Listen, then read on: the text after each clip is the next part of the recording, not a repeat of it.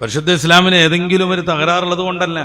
കുറച്ചാളുകളൊക്കെ X മുസ്ലിം എന്നൊക്കെ പറഞ്ഞിട്ട് ഇപ്പൊ പ്രത്യക്ഷപ്പെടുന്നത്. എക്സ് മുസ്ലിം എന്ന് പറയുന്നതിന് പോലും വല്ല അർത്ഥമുണ്ടോ എന്ന് ആലോചിച്ചു നോക്കും. എക്സ് MLA എന്ന് പറഞ്ഞാൽ അതൊരു സ്ഥാനമാണ്. അയാൾ മുന്നത്തെ ടൈമിൽ MLA ആയിരുന്നു അതിന്റെ അർത്ഥം. എക്സ് മിനിസ്റ്റർ എന്ന് പറഞ്ഞാൽ അതും അയാളെ കുറിച്ച് ഭൗതിക ലോകത്തെങ്കിലും ഒരു മഹത്വമാണ്. കാരണം മൂപ്പര് മുന്നേ മന്ത്രിയായ ആളാണ്. ഇസ്ലാം പറ്റാത്തത് കൊണ്ടും വെറുത്തിട്ടും ഇറങ്ങിപ്പോയി എന്ന് പറയുന്ന ആളുകൾ പിന്നെ എക്സ് മുസ്ലിം എന്ന് പറയുന്നതിന് എന്താർത്ഥമുള്ളത്? നമ്മളാരും ടോയ്ലറ്റിൽ പോയി വിസർജനം നടത്തിയിട്ട് ആ വിസർജ്യത്തെ കുറിച്ച് എക്സ് ബിരിയാണി എന്ന് പറയാറില്ലല്ലോ. നമ്മൾ ആരെങ്കിലും എക്സ് ഇടിയപ്പം എന്ന് പറയാറുണ്ടോ? അത് പറയാറില്ല. ഒരു മഹത്വവും ഒരു താല്പര്യമുള്ള വിഷയമൊക്കെ ആണെങ്കിൽ എക്സ് എന്ന് പറയും. എക്സ് MLA, എക്സ് പള്ളി ജമാഅത്ത് പ്രസിഡന്റ് എന്നൊക്കെ പറയാം. ഇത് ഇഷ്ടമല്ലാതെ ഇറങ്ങിപ്പോയിട്ട് എക്സ് എന്ന് പറയുന്നത് എന്തിനാണ്? ഞങ്ങളൊക്കെ എക്സുകാരാണ്, എന്നിട്ടും നന്നായിട്ട് ജീവിക്കുന്നുണ്ട്, ഞങ്ങളുടെ ഈ വൃത്തികെട്ട ലോകത്തേക്ക് സ്വാഗതം എന്ന് നമ്മുടെ മക്കളെ പ്രലോഭിപ്പിക്കാനാണ്. വൈജ്ഞാനികമായി വലിയ ഉഷാറൊന്നും ഇല്ലാത്ത കുട്ടികളെ പിടിച്ച് തെരഞ്ഞു പിടിച്ച് വിവിധങ്ങളായ മോട്ടിവേഷൻ നൽകി ഈ ഒരു നിയന്ത്രണത്തിൽ നിൽക്കരുത്, വളയമില്ലാതെ ചാടണം, എന്തും അനുഭവിക്കണം, ഈ ലോകം അനുഭവിക്കാനുള്ളതാണെന്നും പറഞ്ഞു കയറ്റിയിട്ട് ദീനിൽ നിന്ന് തെറ്റിച്ചു കൊണ്ടുപോകുന്നു, ഒരു ചെകുത്താനെ സൃഷ്ടിക്കുന്നു. നമുക്ക് ആരുമായി ആ വിഷയത്തിൽ സംസാരിക്കാം. എന്തുകൊണ്ട് മതമില്ലാതെയാകുമ്പോൾ മനുഷ്യൻ ചെകുത്താനാകുന്നു എന്നത് വളരെ മനോഹരമായ രീതിയിൽ ഒരു ദർസ് പഠിക്കുന്ന മുതാലിമിന് പോലും സമർത്ഥിക്കാൻ പറ്റും. അതുണ്ടാവരുതെന്നതുകൊണ്ടാണ് മതത്തിന്റെ വക്താക്കൾ അവരവരുടെ ആളുകളെയെങ്കിലും സംരക്ഷിക്കണമെന്ന് പിന്നെയും പിന്നെയും പറഞ്ഞുകൊണ്ടിരിക്കുന്നത്. എന്തിനാണ് മതം? മനുഷ്യൻ ബുദ്ധിജീവിയാണ്. മനുഷ്യന് വിവേകവും ചിന്താശേഷിയുമുണ്ട്. മനുഷ്യന് മാത്രമാണ് അതുള്ളത്. മറ്റ് ജീവികൾക്കൊക്കെ നൈസർഗികമായ ജീവിതം നയിക്കാനേ പറ്റൂ. ഒരു പുതിയ ലോകം സൃഷ്ടിക്കാൻ അവർക്ക് കഴിയില്ല. ജീവിത രീതിയിൽ ഒരു മാറ്റം ഉണ്ടാക്കാൻ അവറ്റങ്ങൾക്ക് സാധ്യമല്ല. എന്തിന്? ഒരു ജോയിന്റ് ഫുഡ് പോലും മനുഷ്യനല്ലാത്ത മറ്റൊരു ജൈവ ലോകത്തും നിലവിലില്ല. ഞാൻ പറയാം, ആട് പുല്ല് തിന്നുമ്പോ ആ പുല്ലെന്നെ തിന്നുന്നു മൂപ്പരാണ്. ആ പുല്ലിനോടൊപ്പം ഒരു ചമ്മന്തി കൂട്ടി തിന്നാൻ ഇതുവരെ ആടിന് സാധിച്ചിട്ടില്ല, ഇനി സാധ്യവുമല്ല. അവരുടെ കൂട് നിർമ്മാണം മുതൽ, ഭക്ഷണം മുതൽ, അവരുടെ ജീവിത രീതി മുതൽ, അവരുടെ പ്രകൃതിയിലെ പ്രയാസങ്ങളെ തരണം ചെയ്യാനുള്ള മാർഗങ്ങൾ മുതൽ, അവരുടെ ലൈംഗിക ബന്ധം വരെ ആ നിയതമായ രീതിയിൽ നിന്ന് മാറുന്നു. ഒരിഞ്ചു പോലും മാറ്റിപ്പിടിക്കാൻ അവർക്ക് സാധ്യമല്ല. കാക്ക എന്ന് പറയുന്ന കേരളത്തിൽ സുലഭമായി കാണുന്ന ഒരു പക്ഷി, ആ പക്ഷിയുടെ കൂട് നിർമ്മാണത്തിൽ ഇപ്പോഴും ഒരു മാറ്റമില്ല. ആദം നബിയുടെ കാലത്ത് കാക്കയുള്ളതിനെ കുറിച്ച് ഖുർആൻ പരാമർശിക്കുന്നുണ്ട്. എത്ര വർഷമായി കാണും? ഇതുവരെ കാക്കയുടെ ജീവിത രീതിയിൽ ഒരു മാറ്റവും വന്നില്ല. മോളെ കല്യാണം കഴിക്കാനായി വീട്ടിലൊരു റൂം നിർമ്മിക്കണമെന്നൊരു കാക്കയും വിചാരിച്ചില്ല. നല്ല മഴക്കാലം വരുന്നു, എന്റെ കൂടിന് മുകളിൽ ഒരു പ്ലാസ്റ്റിക്കിന്റെ കവർ വെച്ചിട്ട് ഒരു റൂഫ് നിർമ്മിക്കണമെന്നൊരു കാക്കയും ഇതുവരെയും വിചാരിച്ചില്ല. നല്ല മഴയത്ത് അതങ്ങനെ കൊണ്ടിരിക്കും. മഴയ്ക്ക് ശേഷം മഴത്തുള്ളികൾ കുടഞ്ഞു കളയാനുള്ള വൃഥാശ്രമം നടത്തും. എന്തുകൊണ്ടങ്ങനെ? ഏത് ജീവി അങ്ങനെ തന്നെയാണ്. മനുഷ്യൻ അങ്ങനെയല്ല. ആന്ത്രോപോളജിയൊക്കെ വിശദീകരിക്കുന്നത് വിശ്വസിച്ചുകൊണ്ട് നമ്മൾ പറഞ്ഞാൽ, മനുഷ്യന്റെ ഒന്നാം മനുഷ്യൻ മുതൽ സംസ്കൃതനായിരുന്നു. ഇസ്ലാം അതാണ് പറയുന്നത്. എല്ലാ വിജ്ഞാനവും നേടിയ ആളായിരുന്നു ഒന്നാം മനുഷ്യൻ. നമുക്ക് പുതിയ കാലത്ത് ആന്ത്രോപോളജി, നരവംശാസ്ത്രം അനുസരിച്ച് മുന്നോട്ട് പോവാം. ആദ്യം കാട്ടിലായിരുന്നു അത്രേ, ഗുഹയിലായിരുന്നു അത്രേ, ആയുധങ്ങളില്ലായിരുന്നു അത്രേ. പിന്നെ ഇങ്ങനെ അതൊക്കെ ഇങ്ങനെ മെല്ലെ മെല്ലെ ശീലിച്ചു വന്നു. ആയുധങ്ങൾ പരുക്കനായി, പിന്നീട് ചെത്തിമിനിക്ക് ഉപയോഗിച്ചു, പിന്നീട് ലോഹങ്ങൾ ഉപയോഗിക്കാമെന്ന് പഠിച്ചു.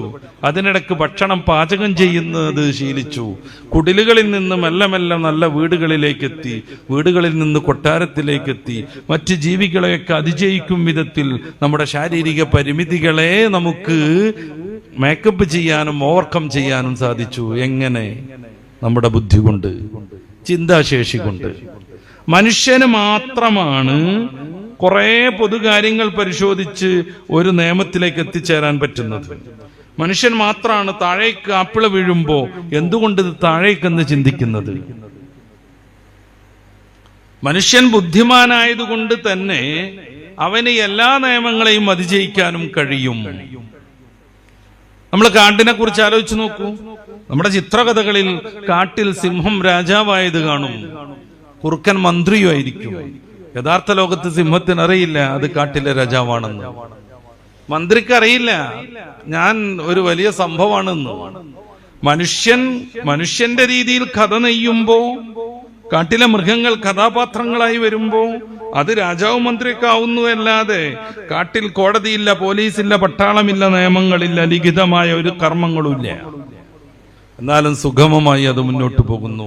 കലീമുല്ലാഹി മൂസ അലൈഹിസ്സലാം, സഹോദരൻ ഹാറൂൻ നബി അലൈഹിസ്സലാം ഫറോവ എന്ന കിങ്കരന്റെ മുന്നിൽ ദീൻ പഠിപ്പിക്കാൻ പോകുന്ന ഒരു രംഗം സൂറത്തു താഹയുടെ 50 മുതലുള്ള വചനങ്ങളിൽ ഉദ്ധരിക്കുന്നുണ്ട്. ഫറോവ അദ്ദേഹത്തോട് ചോദിക്കുന്ന പ്രധാനപ്പെട്ട ഒരു ചോദ്യം, മർ റബ്ബുക്കുമായ മൂസ, നിങ്ങൾ പറയുന്ന പഠിപ്പിച്ചുകൊണ്ടിരിക്കുന്ന ഈ റബ്ബ് ആരാണെന്നാണ്. വളരെ മനോഹരമായി മൂസ അലൈഹിസ്സലാം അതിന് ഉത്തരം നൽകി. റബ്ബുനല്ലദീ അഅ്താ കുല്ല ശൈഇൻ ഖൽഖഹു സുമ്മ ഹദാ, എല്ലാ ജീവികളെയും പടക്കുകയും അവയ്ക്ക് വേണ്ട നിർദ്ദേശം യഥാസമയം നൽകുകയും ചെയ്യുന്നവനാണ് എൻ്റെ റബ്ബ്. അതുകൊണ്ടാണ് ഇന്ന പുല്ല് തിന്നരുതെന്ന് ആട് തീരുമാനിക്കുന്നത്, ഇന്ന രീതിയിലാണ് ജീവിക്കേണ്ടത് എന്ന് മറ്റു ജീവികൾക്കറിയുന്നത്. തന്റെ ഈ ശക്തമായ കൊക്കുകൊണ്ട് കൊത്തിക്കൊത്തി മരങ്ങളിൽ പോടുണ്ടാക്കണമെന്ന് മരം കൊത്തിക്ക് തോന്നുന്നത്. ബീവറിന് പാലം നിർമ്മിക്കാനും പുഴയുടെ നടുകെ മരം മുറിച്ചിട്ട് അണക്കെട്ട് നിർമ്മിക്കാനും കഴിയുന്നത്. ഏത് വിദഗ്ധനായ എഞ്ചിനീയറെയും തോപ്പിക്കും വിധം തേനീച്ചക്ക് അറ നിർമ്മിക്കാൻ കഴിയുന്നത്. വളരെ വളരെ കലാപരമായി ചിലന്തിക്ക് അതിൻ്റെ നെറ്റ് നിർമ്മിക്കാൻ സാധിക്കുന്നത്. മനുഷ്യൻ പക്ഷേ അങ്ങനെയല്ല. നമ്മൾ ഈ കേരളത്തിൽ ഒരു നിയമം വന്നു എന്ന് വെറുതെ സങ്കല്പിക്കുക. ഒരാഴ്ച പോലീസും പട്ടാളവും കോടതിയും പ്രവർത്തിക്കില്ല, ആർക്കും ഇഷ്ടമുള്ളത് ചെയ്യാം. ഒറ്റ ലുലുമാളും 2 ദിവസം പിന്നെ ഉണ്ടാവില്ല, കൊള്ളടിച്ചിട്ടുണ്ടാകും. ഒറ്റ ജ്വല്ലറിയും പിന്നെ അങ്ങനെ പ്രവർത്തിക്കൂല, മൊത്തം സ്വർണം വാരിക്കൊണ്ടുപോയിട്ടുണ്ടാകും. ഒരാഴ്ച കഴിഞ്ഞ് മാപ്പ് പരിശോധിക്കുമ്പോൾ കേരളത്തിന്റെ സ്ഥാനത്ത് ഉണങ്ങിയ പാവല് പോലെയുള്ള ഒരു സാധനം ഉണ്ടാവും, കേരളം ഉണ്ടാവില്ല. നേരെ മറിച്ച് ഒരു നിയമമില്ലായിട്ടും കാട്ടിലിങ്ങനത്തെ പ്രശ്നങ്ങളില്ല. ഒരു സിംഹവും തന്റെ ശക്തി ഉപയോഗിച്ച് നിരന്തരമായി മാനുകളെ മാന്തിയും പൊളിച്ചും വൃത്തികേടാക്കാറില്ല. മാംസം മാത്രമേ അതിന് തിന്നാൻ കഴിയൂ. അതുകൊണ്ട് ഏതെങ്കിലും ഒരു മാനിനെ കൂട്ടത്തിൽ നിന്ന് ഒറ്റപ്പെടുത്തി ഓടിച്ചിട്ട് പിടിച്ച് കഴിക്കും. അല്ലാതെ പോകുന്ന മാത്രയിലൊക്കെ മാനുകളെ മാന്തുക, പിച്ച, കൊല്ല, ഇങ്ങനത്തെ പരിപാടി ഉണ്ടാവില്ല. എന്തുകൊണ്ട്? അങ്ങനെ ഒരു ബുദ്ധി അവർക്കില്ല. മനുഷ്യൻ അങ്ങനെയായതുകൊണ്ട് കൊള്ളയടിക്കരുതെന്ന് നിയമം വേണം, ജ്വല്ലറി പൊളിക്കരുതെന്ന് നിയമം വേണം, ആരാൻ്റെത് അപഹരിക്കരുതെന്ന് നിയമം വേണം, മനുഷ്യന് മാത്രം നിയമം വേണം.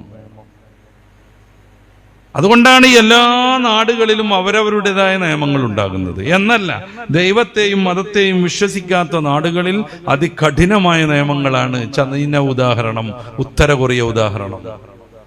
കഴിഞ്ഞ വർഷമൊക്കെ ഉത്തര കൊറിയയിൽ വളരെ മാരകമായൊരു നിയമം ഉണ്ടായിരുന്നു. ഫെബ്രുവരി 10 മുതൽ 17 വരെ ആരുമേ ചിരിക്കാൻ പാടില്ല, കരയാനും പാടില്ല. ആ നാട് ഭരിക്കുന്ന അന്നിന്റെ അച്ഛനാകുന്ന ഉന്നിന്റെ 10ാം വാർഷികമായിരുന്നു മരിച്ചതിന്റെ. ആലോചിച്ച് നിങ്ങള്, ആ സീസണിൽ ഒരാളുടെ അമ്മ മരിച്ചിട്ടുണ്ടെങ്കിൽ കരയണമെന്നുണ്ടെങ്കിൽ കലണ്ടറിൽ നോക്കണം, ഇനി 4 ദിവസം കൂടെ, ഇനി 3 ദിവസം കൂടെ, ഇന്ന് മുതൽ കരയാം എന്ന് പറയണം. ലോകത്തെ ഏറ്റവും കൂടുതൽ ഡെത്ത് പെനാൽറ്റി നടത്തുന്നത് ചൈനയിലാണ്.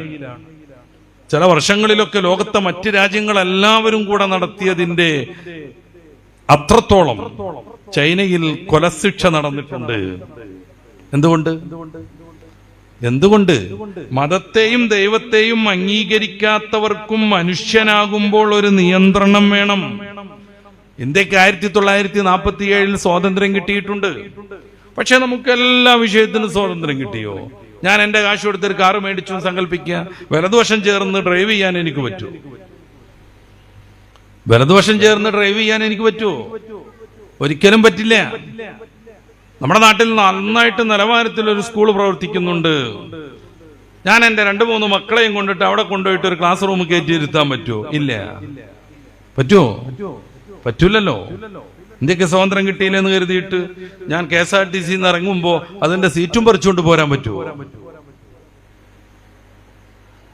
മനുഷ്യനാണോ ചില നിയമങ്ങളിൽ ബന്ധിതനാണ്? സർവതന്ത്ര സ്വാതന്ത്ര്യം എന്നൊക്കെ പറയുന്ന ചില മാഞ്ഞാളുണ്ട് ഇപ്പോ. സർവതന്ത്ര സ്വാതന്ത്ര്യം, അതേക്കുറിച്ചാണ് നമ്മൾ ലിബറലിസം എന്നൊക്കെ പറയൽ. വിശദീകരിക്കാൻ എനിക്ക് സമയം കിട്ടുമെന്ന് എനിക്കറിയില്ല. സർവതന്ത്ര സ്വാതന്ത്ര്യം എന്ന് പറഞ്ഞാൽ അത് ഒരിക്കലും പ്രായോഗികമേ അല്ല. കുറെ ആളുകളൊക്കെ ഇപ്പൊ അങ്ങനെയാണ്. My body is my choice, എന്റെ ശരീരം എന്റെ അധികാരം. നിങ്ങളുടെ തിരുവനന്തപുരത്താണ് 2 ആഴ്ച മുമ്പേ LGBT-ക്കാരുടെ പ്രൈഡ് പരോഡ് നടന്നത്. അവരുടെ അഭിമാന യാത്ര പരമാവധി വൃത്തികേടുകൾ കാണിച്ച് നഗ്നത പുറത്താക്കി പെണ്ണും ആണും ആൺകോലവും പെൺകോലവും കെട്ടിയവരും ട്രാൻസ് വുമണും ട്രാൻസ് മാനും ഒക്കെ പാടെ ചേർന്നിട്ട് ആഘോഷ റാലി. അതിന്റെ അവസാനം അവരുടെ റെയിൻബോയുടെ കടലുള്ള അവരുടെ മഴവില്ലിന്റെ കളറുള്ള പതാകയും പിടിച്ചിട്ട് അവർ നടത്തുന്ന ഒരു പ്രതിജ്ഞയുണ്ട്: എന്റെ ശരീരം എന്റെ അധികാരം, എന്റെ ശരീരം എന്റെ അധികാരം. ഞാൻ വേണ്ട വിധം എന്റെ ശരീരം കൈകാര്യം ചെയ്യും. എനിക്ക് ലൈംഗികമായി ലഭ്യമായ ഓർഗനുകൾ ഞാൻ വെട്ടിമുറിക്കും. ആണായി പിറന്ന ഞാൻ പെണ്ണായി മാറും, പെണ്ണായി പിറന്ന ഞാൻ ആണായി മാറും. ഞാൻ എനിക്ക് പറ്റുമെങ്കിൽ ആണിനെ കെട്ടി ജീവിക്കും, ഒരു പെണ്ണിന് അവൾക്ക് പറ്റുമെങ്കിൽ പെണ്ണിനെ കെട്ടി ജീവിക്കും. നിങ്ങളെ ഈ തെക്ക് ഭാഗത്താണ് കോഴിക്കോട് താമരശ്ശേരിയിൽ നിന്ന് ഒരു പെൺകുട്ടിയെ പോലീസ് പിടിച്ചു കൊണ്ടുവന്നാക്കി കൊടുത്തിട്ടുള്ള മറ്റൊരു പെൺകുട്ടിയുള്ളത്. അവരുടെ പേരൊക്കെ എന്റെ മനസ്സിലുണ്ട്, തൽക്കാലം ഞാനത് പറയുന്നില്ല. സൗദിയിലായിരുന്നു അവർ +1ഉം +2ഉം പഠിച്ചത്. അന്ന് അവർ രണ്ടുപേരും പ്രണയത്തിലായി. അവർ രണ്ടുപേരും കപ്പിളായിട്ട് ജീവിക്കാൻ തീരുമാനിച്ചു. Lesbian couples. ഏറ്റവും ഫേമസ് ആണ് അവരത്രേ. അവരെ ഇന്റർവ്യൂ നടത്താൻ വേണ്ടി വ്ളോഗർമാരിങ്ങനെ കാത്തിരിക്കുകയാണ് അപ്പോയിന്റ്മെന്റിന് വേണ്ടി. എന്നിട്ട് അവരിങ്ങനെ ഇന്റർവ്യൂവറുടെ മുമ്പിൽ വന്നൊരു ചെറിയ സ്കേർട്ട് വിട്ട് കാലുമ കയറ്റി വെച്ചിട്ട് പറഞ്ഞുകൊണ്ടിരിക്കുകയാണ് പിതാവിന്റെയും മാതാവിന്റെയും കുറ്റവും കുറവുകളും. എത്രമേൽ സങ്കടം ഉണ്ടാവും, എത്രമേൽ സങ്കടം ഉണ്ടാകും. എത്ര കഷ്ടപ്പെട്ടായിരിക്കും മാതാപിതാക്കൾ അവരെ നോവറിയാതെ ഒരുവിധ പ്രയാസം അറിയാതെ വളർത്തിക്കൊണ്ടുവന്നത്. അവസാനം വെച്ചിട്ട് വ്ളോഗറെ കാണുമ്പോൾ മാതാപിതാക്കളുടെ വളരെ മാരകമായ രീതിയിൽ ആക്ഷേപം ഉന്നയിക്കുന്നു. വാ തുറന്ന മാതാപിതാക്കളെ കുറ്റം പറയുന്നു. എന്താ പ്രശ്നം? പ്രസവിച്ചാ പോരാ, സ്വാതന്ത്ര്യം തരണം എന്നാണ് അവർ പറയുന്നത്. ആർക്കാണ് 100% സ്വാതന്ത്ര്യമുള്ളത്? സൗദിയിലാണ് ഇവർ ജീവിച്ചതെന്ന് ഞാൻ നേരത്തെ പറഞ്ഞു. എന്റെ പ്രിയപ്പെട്ട സഹോദരന്മാർ ആലോചിച്ചു നോക്കുക. 6 വയസ്സിലും 7 വയസ്സിലും 10 വയസ്സിലും ഒക്കെ ഉമ്മയുടെയും വാപ്പയുടെയും കൈപിടിച്ചുകൊണ്ട് അവർ സൗദിയിലെ ഒരു പറപറക്കും വാഹനങ്ങളുള്ള എക്സ്പ്രസ് ഹൈവേയുടെ പരിസരത്തൂടെ നടക്കുമ്പോ സ്വാഭാവികമായും ഒരു കുട്ടിക്കുണ്ടാവുന്ന കുസൃതിയുണ്ട്. ഉമ്മയുടെയും വാപ്പയുടെയും കൈയൊക്കെ വിടുവിച്ചിട്ട് ഓടണമെന്ന്, ആ റോഡ് മുറിച്ചു കിടക്കണമെന്ന്. അങ്ങനെയെങ്ങാനും ഇവർ കൊതറാൻ ശ്രമിക്കുമ്പോ കുതറിയിട്ട് ഉമ്മയുടെ കയ്യിൽ നിന്ന് പിടുത്തം വിട്ട് ആ റോഡ് എക്സ്പ്രസ് വേ മുറിച്ചു കിടക്കണമെന്ന് അവർ വിചാരിക്കുമ്പോ ആ മാതാവോ പിതാവോ അവർക്ക് സ്വാതന്ത്ര്യം കൊടുത്തിരുന്നെങ്കിൽ ഇന്ന് ആ മാതാവ് എല്ലാവർക്കും എല്ലാ അർത്ഥത്തിലും സ്വാതന്ത്ര്യം എവിടെ കിട്ടുന്നു? നിങ്ങൾക്കൊരു സ്വാതന്ത്ര്യമുണ്ട്, എനിക്കുണ്ട്. അതിനപ്പുറത്തേക്ക് ഈ വേദിയിലിരിക്കുന്ന നിങ്ങളെല്ലാവരും കൂടെ സ്റ്റേജിൽ കയറിയിരുന്നാൽ അതിന് സ്വാതന്ത്ര്യമില്ല. നിങ്ങൾ അവിടെ ഇരിക്കണം, ഞാൻ ഇവിടെ ഇരിക്കണം.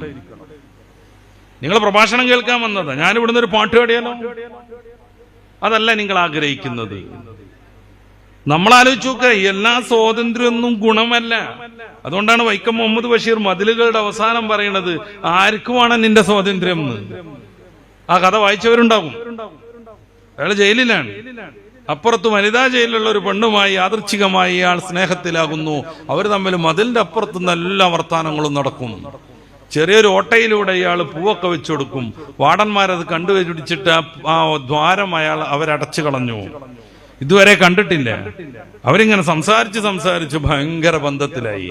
അവസാനം അവരൊരു ഐഡിയ തീരുമാനിച്ചു, നാളെ 2 പേർക്കും പനിക്കണം. അങ്ങനെ ജയിലിലെ ആശുപത്രിയിലേക്ക് 2 പേരും എത്തണം. ആശുപത്രി കോമണാ, ആണിനും പെണ്ണിനും വേറെ ഇല്ല. അവിടെ വെച്ചിട്ട് നമുക്ക് കാണാം. അങ്ങനെ രാത്രി ഇങ്ങനെ ഉറക്കൊഴിച്ച് അതേക്കുറിച്ച് ആലോചിച്ചുകൊണ്ടിരിക്കുകയാണ്. നേരം വെളുത്തപ്പോ പെട്ടെന്ന് കുളിച്ചൊരുങ്ങാണ്, പനിക്കാനുള്ളതാണ്. ലഭ്യമായ നല്ല ഡ്രസ്സൊക്കെ എടുക്കുകയാണ്. ആശുപത്രി തുറക്കണമെങ്കിൽ 9 മണിയാവണം. അവരിങ്ങനെ കാത്തിരിക്കുകയാണ് പനിയായിട്ട് ആശുപത്രി പോവാൻ. ആ സമയത്താണ് വാർഡൻ വന്നിട്ട് ഇന്ന് നിങ്ങൾ റിലീസാണെന്ന് പറയണേ, അയാൾ ജയിലിൽ നിന്ന് മോചിതനായി എന്നുള്ള റിപ്പോർട്ട് കൊടുക്കുന്നത്. ഇതിങ്ങനെ പിടിച്ചു വിറച്ചിട്ടാ പറയണ, ആർക്കുമാണ് നിന്റെ സ്വാതന്ത്ര്യം എന്ന്. എല്ലാ സ്വാതന്ത്ര്യമൊന്നും മനുഷ്യന് പറ്റില്ല എന്നാണ് ഞാനും പറയണത്. മനുഷ്യന് ചില നിയമങ്ങൾ നിർബന്ധമാണെങ്കിൽ ആ നിയമങ്ങൾ ഏതാവണം. വേറൊരു കൂട്ടർ മനുഷ്യർ സൃഷ്ടിച്ചതാണെങ്കിൽ അവർക്ക് കുറെ പരിമിതികളുണ്ട്, കുറഞ്ഞ വിവരം ഉണ്ടാവുള്ളൂ, ഭാവി കാലത്തെ കുറിച്ചൊന്നും അറിയില്ല. പിന്നെ ആരാണ് മനുഷ്യനെ നിയന്ത്രിക്കേണ്ടത്, ആ നിയമങ്ങൾ സംവിധാനിക്കേണ്ടത്? വളരെ ലളിതമായ ഉത്തരമാണ് ഇസ്ലാം പറയുന്നത്. അവൻ അല്ലാഹുവാവണം, നമ്മുടെ സ്രഷ്ടാവണം, സർവജ്ഞനാണവൻ, സർവകാലത്തെ കുറിച്ച് കൃത്യമായി അറിയുന്നവൻ, തുടക്കമില്ലാത്ത ഉണ്മയാണവൻ. മനുഷ്യൻ എങ്ങനെ പ്രവർത്തിക്കണമെന്നതിന്റെ മാനിഫെസ്റ്റോ നിർമ്മിക്കേണ്ടത് മനുഷ്യനെ പടച്ചോനാണ്.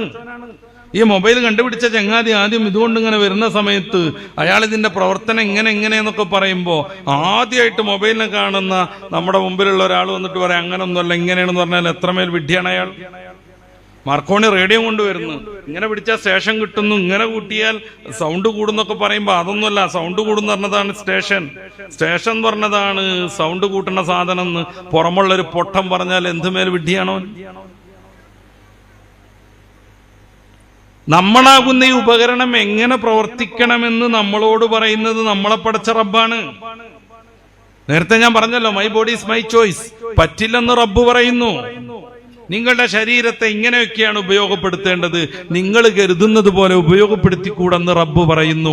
അതിന് പിന്നിൽ വലിയ വലിയ ആദർശങ്ങളുണ്ട്, ലക്ഷ്യങ്ങളുണ്ട്, തീരുമാനങ്ങളുണ്ട്. അപ്പൊ നമ്മൾ പറയണം ആ നിലക്കൊന്നുമല്ല.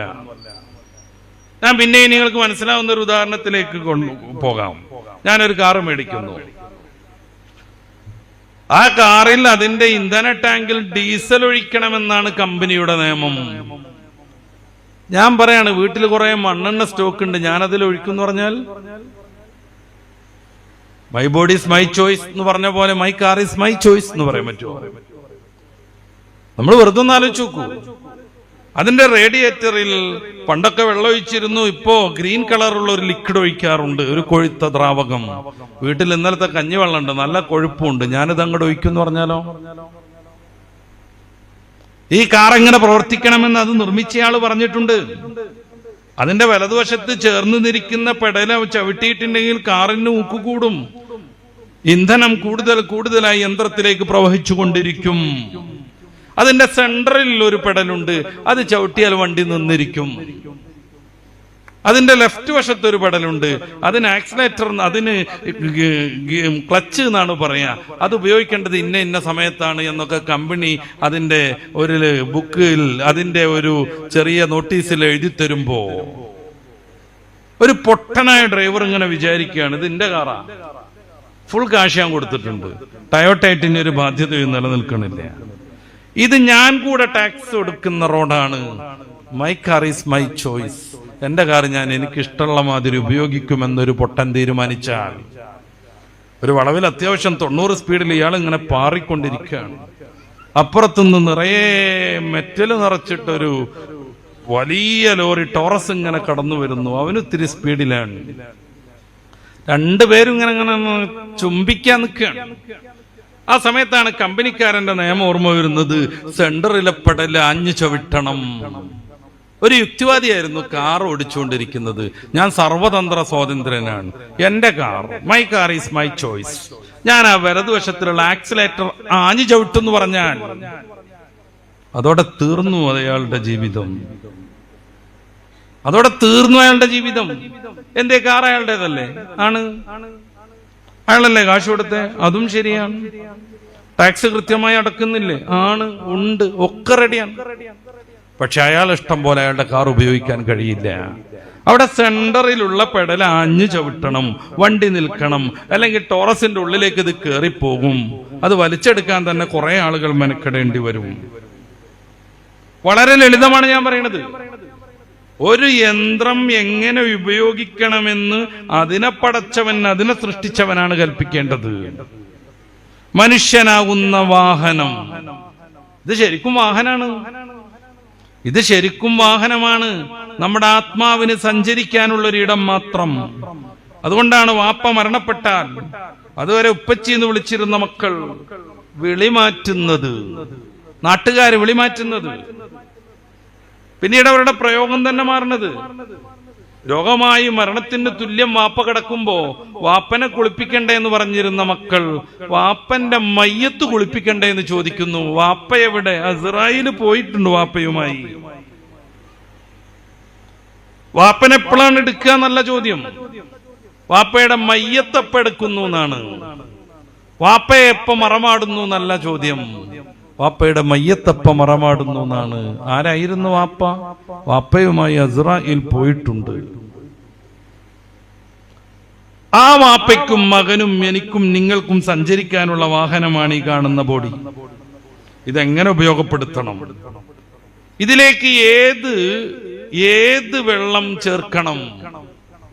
കള്ളു കുടിക്കരുതെന്ന് മനുഷ്യനെ പടച്ച റബ്ബ്, മനുഷ്യന്റെ ജീവിത രീതിയാവുന്ന മാനിഫെസ്റ്റോ, ദി ലാസ്റ്റ് ടെസ്റ്റമെന്റ്, അവസാന നിയമം, പരിശുദ്ധ ഖുർആൻ 5-ാം അധ്യായം സൂറത്ത് മാഇദയുടെ 90-ാമത്തെ വചനത്തിൽ പറയുന്നു, ഇന്നമൽ ഖംറു വൽ മൈസിർ, ഇതിലൂടെ മദ്യം കയറ്റരുത്. കാറിന്റെ ടാങ്കിൽ ഡീസൽ ഒഴിക്കണം, മണ്ണെണ്ണ പാരരുതെന്ന് കമ്പനി പറയുന്നത് പാലിക്കാൻ നാം തയ്യാറാകുന്നുണ്ടോ? മനുഷ്യനെ പടച്ച റബ്ബ് പറയുന്നു ഇതിലൂടെ മദ്യം കയറ്റരുതെന്ന്, അത് പാലിക്കാനും നമ്മൾ നിർബന്ധിതരാണ്. കാറ് 2 ആഴ്ച നമ്മൾ ഇട്ടു പോകില്ല. ഉംറക്ക് പോകുമ്പോ അയൽവാസിനെ ഏൽപ്പിക്കും, നീ അതൊന്ന് കൊണ്ടുവന്നിട്ട് ചാട്ടാക്കി വെക്കണം എന്ന്, അല്ലെങ്കിൽ ബാറ്ററി ഇറങ്ങിപ്പോകുന്നു. ഈ വാഹനം ഇങ്ങനെ തന്നെ നിടക്കരുത്, 5 നേരം കുനിയണം, ഓരോ സന്ധിയൊക്കെ നടക്കണം എന്ന് റബ്ബ് പറഞ്ഞിട്ടുണ്ടെങ്കിൽ അത് ചെയ്യേണ്ടി വരും. അത് ചെയ്യേണ്ടി വരും. ഇടക്കിടക്ക് നമ്മുടെ ഓയിലും അതിലുള്ള വസ്തുക്കളൊക്കെ ഒന്ന് മാറ്റണം എന്ന് കമ്പനി പറയുമ്പോ ഓയിൽ ചേഞ്ചിന് മനുഷ്യൻ നിർബന്ധിതനാകുന്നത് പോലെ നമ്മുടെ ശരീരത്തിൽ അടിഞ്ഞുകൂടിയിട്ടുള്ള സംഗതികളൊക്കെ ഒന്ന് പോട്ടെ, ഇടക്കിടക്ക് നോമ്പെടുക്കണമെന്ന് മനുഷ്യനോട് റബ്ബ് പറഞ്ഞാൽ അത് നമ്മൾ സ്വീകരിക്കേണ്ടി വരും. ആ നിയമസംഹിതയാണ് ഇസ്ലാം. മനുഷ്യനെ പടച്ചവൻ മനുഷ്യൻ ജീവിക്കാൻ എങ്ങനെയൊക്കെയാണ് മാർഗങ്ങളെന്ന് പറഞ്ഞു തന്ന വിശുദ്ധമായ ആദർശം. ഞാൻ തുടക്കത്തിൽ പറഞ്ഞു, വലുന്നിലാഹിയുൻ, ദൈവികമായ സംവിധാനം. ഇതിൽ ജനിക്കാൻ ഭാഗ്യം കിട്ടിയവരാണ് നമ്മളെല്ലാവരും. മഹാനായ യാക്കൂബ് നബി അലൈഹിസ്സലാത്തു വസ്സലാം മരണവക്രത്തിൽ തന്റെ മക്കളെയെല്ലാം വിളിച്ചുകൂട്ടിക്കൊണ്ട് നടത്തുന്ന ഒരു ഉപദേശം പരിശുദ്ധ ഖുർആൻ സൂറത്തുൽ ബഖറയുടെ 130 മുതലുള്ള വചനങ്ങളിൽ ഉദ്ധരിക്കുന്നുണ്ട്. അം കുൻതും ശുഹദാ ഇദ് ഹദറ യാക്കൂബൽ മൗത്ത് ഇദ് ഖാല ലിബനി, മക്കളോട് യാക്കൂബ് നബി മരണ സന്ദർഭത്തിൽ പറഞ്ഞു, മാ തഅബദൂന മിൻ ബഅദി ഇന്നല്ലാഹ അസ്തഫാ ലക്കുമുദ്ദീൻ, മക്കളെ, അല്ലാഹു നിങ്ങൾക്ക് ഇസ്ലാമിനെ ദീനായി തെരഞ്ഞെടുത്തു തന്നിരിക്കുന്നു. വലാ തമൂതുന്ന ഇല്ലാ വഅൻതും മുസ്ലിമൂൻ, ഇനി മുസ്ലിങ്ങളായിട്ട് വേണം മരിക്കാനും, ഇടക്ക് വെച്ച് വ്യതിചലിക്കരുത്, എക്സായി പോകരുത്, മുസ്ലിമായിട്ട് തന്നെ വേണം മരിക്കാനും. അവിടുന്ന് ചോദിച്ചു, മാ തഅബുദൂന മിൻ ബഅദി, എനിക്കു ശേഷം നിങ്ങൾ ആരെ ആരാധിക്കും? നഅബുദു ഇലാഹക വ ഇലാഹ ആബായിക ഇബ്രാഹിം വ ഇസ്മാഈൽ വ ഇസ്ഹാഖ് ഇലാഹം വാഹിദ, അങ്ങ് പഠിപ്പിച്ച ഇലാഹിനെ, അങ്ങയുടെ പിതാവാകുന്ന ഇബ്രാഹിം നബിയും ഇസ്മായിൽ നബിയും ഇസ്ഹാഖ് നബിയും പഠിപ്പിച്ച ഇലാഹിനെ, ഏകനാം അള്ളാഹുവിനെ ഞങ്ങൾ ആരാധിക്കും. ആ മക്കളുടെ സന്തോഷപൂർവമുള്ള മറുപടി കേട്ട് സായുജ്യത്തോടു കൂടെയാണ് യാക്കൂബ് നബി അലൈഹിസ്സലാം മരണപ്പെടുന്നത്.